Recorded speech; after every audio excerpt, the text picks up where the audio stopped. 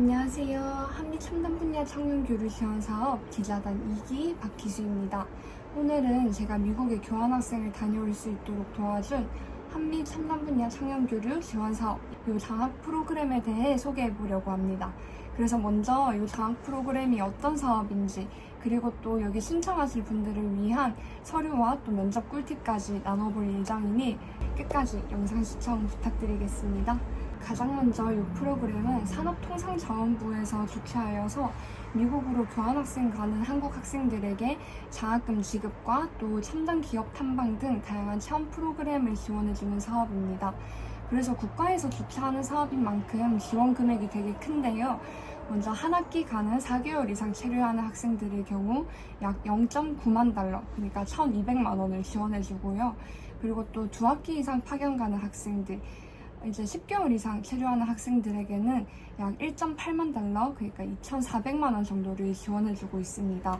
사실 미국은 원래 물가가 높기로 유명하기도 하고, 그리고 또 요즘 환율이 많이 높아진 상태라 기숙사, 항공, 보험비만 해도 고정 지출액으로도 되게 큰 금액이 산정되었기 때문에 저는 미국 교환학생을 합격하고 나서도 이런 비용 문제에 고민을 떨칠 수가 없었습니다.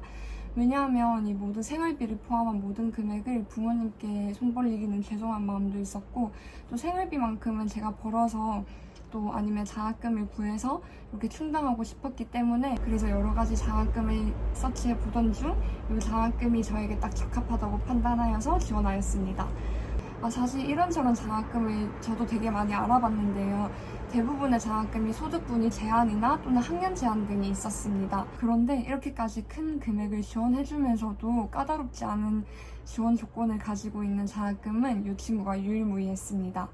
가장 먼저 이 장학금의 지원 조건은 첫 번째, 대한민국 4년제 대학에 재학 중인 이공계열 학생입니다. 사실 장학 지원 사업 이름부터가 첨단 분야 청년 교류 지원 사업이기 때문에 이공계 학생들을 대상으로 하고 있고요. 재단에서 분류 중인 이공계 표는 다음과 같습니다. 여기에 해당하는 학생이라면 모두 지원 자격이 주어진다고 보시면 될 것 같아요. 그리고 두 번째로는 본교에서 미국 교환학생에 선발된 자입니다. 그리고 세 번째로는 본교에서 키아트 쪽으로 이 장학금에 지원할 자격을 갖추었다라는 추천을 받은 학생입니다. 그러니까 미국 교환학생 합격 후에 본교에서도 이렇게 추천을 받아야 여기 장학사업에 지원할 수 있는 조건이 주어지고요. 여기 학교에서 키아트 쪽으로 추천하는 방식은 학교마다 되게 다르더라고요. 그래서 본교의 국제처 공지를 잘 살펴보시기 바랍니다.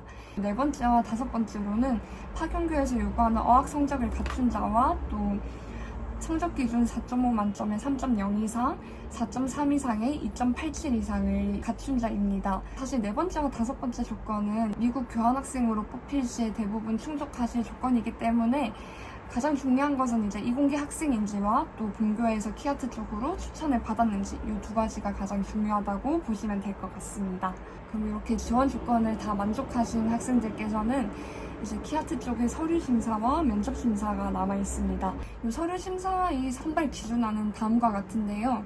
여기서 보시다시피 자소서와 수학 연구 계획서가 총 80점으로 되게 큰 비용을 차지하고 있거든요.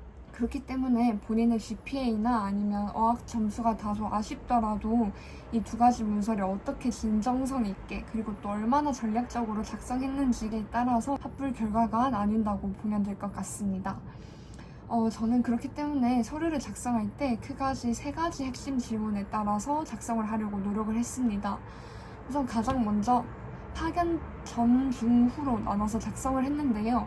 파견 전에는 내가 어떤 분야에 관심이 있고 또 왜 그 분야에 이끌렸는지, 그래서 내가 이 관심 분야에서 어떤 식으로 구체적인 활동을 이어왔는지를 작성하려고 노력했고, 또 파견 중에서는 이제 내가 미국에 가서 어떤 거를 공부하고 어떤 상황에 부딪히면서 내가 얻고 싶은 게 무엇인지를 작성하려고 노력했습니다.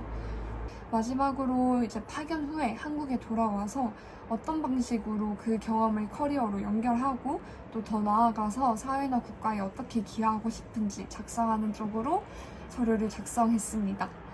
특히 이거 약간 조금은 번외지만 이 장학금 자체가 국가에서 주는 장학금이기 때문에 국가적 가치와 또 나의 개인적인 목표가 이렇게 연결되도록 흐름을 작성한다면 되게 플러스적인 요소가 될 수 있을 거라고 생각합니다. 다음으로 이렇게 서류 심사에 합격하고 나면 면접 심사가 남아 있습니다. 요거는 이제 3분 이내의 자기소개로 시작이 되는데요. 이게 굉장히 중요했던 것으로 기억을 합니다. 그래서 저는 이제 뭐 매일 아침 샤워할 때나 아니면 운동하면서나 또 지하철 타고 이동할 때 이럴 때 계속 되뇌이고 되뇌었던 기억이 있습니다. 그래서 이렇게 툭 찔렀을 때 툭 나올 만큼 익숙해져야 실제 면접 현장에서 떨지 않고 말할 수 있습니다. 그래서 3분짜리 자기소개의 구성도 서류와 마찬가지로 크게 3가지로 정리하면 좋을 것 같습니다. 지금까지 내가 무엇을 해왔고 교환학생 프로그램을 통해 내가 어떻게 성장할 거고 한국에 돌아와서 이 경험을 어떻게 활용하고 싶은지 이 흐름만 계속 잘 이어나간다면 자기소개도 쉽게 해낼 수 있을 거라고 생각을 합니다.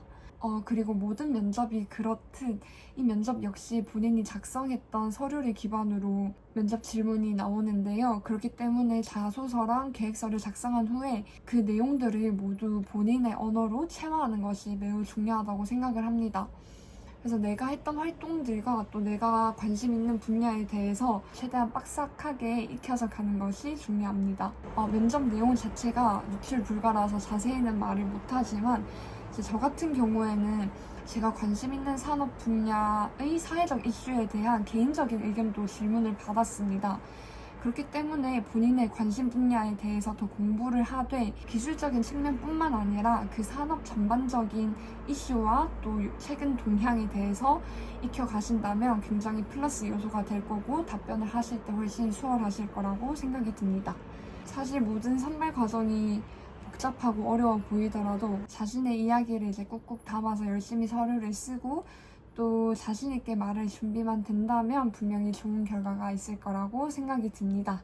저도 처음에는 진짜 이게 될까 하는 그런 반신반의하는 마음으로 시작을 했는데 준비 과정에서 정말 진짜 그 어느 때보다 간절하게 준비를 했고 그렇기 때문에 이런 좋은 결과가 있을 수 있지 않았나 싶습니다.